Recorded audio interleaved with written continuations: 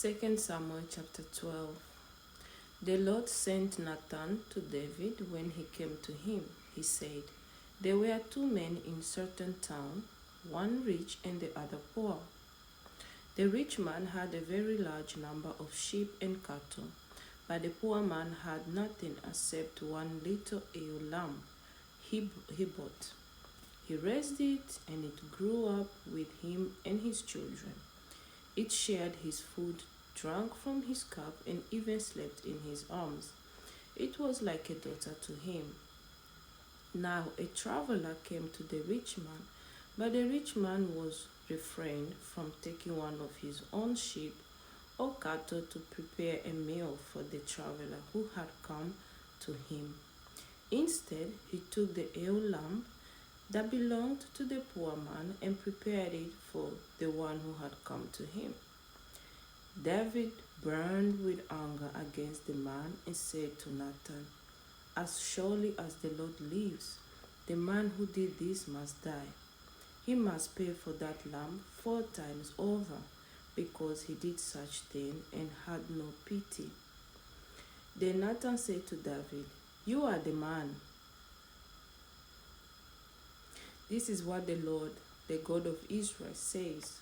I anointed you king over Israel, and I delivered you from the hand of Saul. I gave your master's house to you, and your master's wives into your arms. I gave you all Israel and Judah. And if all this had been too little, I would have given you even more. Why did you despise the word of the Lord by doing what is evil in his eyes? You struck down Uriah the Hittite with the sword, and took his wife to be your own. You killed him with the sword of the Ammonites.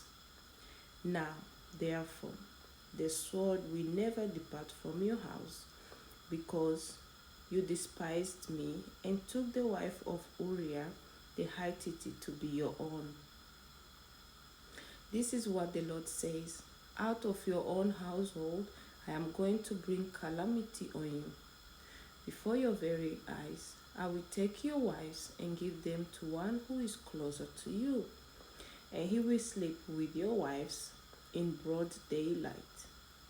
You did it in secret, but I will do this thing in broad daylight before all Israel. Then David said to Nathan, I have sinned against the Lord.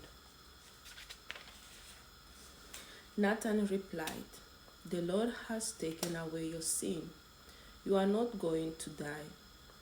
But because by doing this you have shown utter contempt for the Lord, the son born to you will die. After Nathan had gone home, the Lord struck the child that Uriah's wife had borne to David, and he became ill. David pleaded with God for the child. He fasted and spent the night lying in sackcloth on the ground. The elders of his household stood beside him to get him up from the ground, but he refused, and he would not eat any food with them. On the 7th day the child died. David's attendants were afraid to tell him that the child was dead, for they thought, while the child was still alive, he wouldn't listen to us when we spoke to him. How can we now tell him the child is dead? He may do something desperate. David noticed that his attendants were whispering among themselves, and he realized the child was dead. Is the child dead?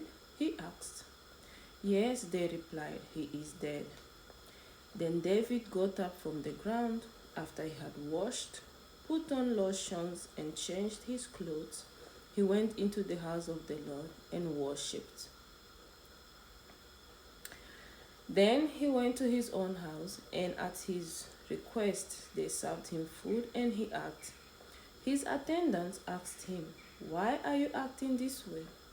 While the child was alive, you fasted and wept, but now that the child is dead, you get up and eat?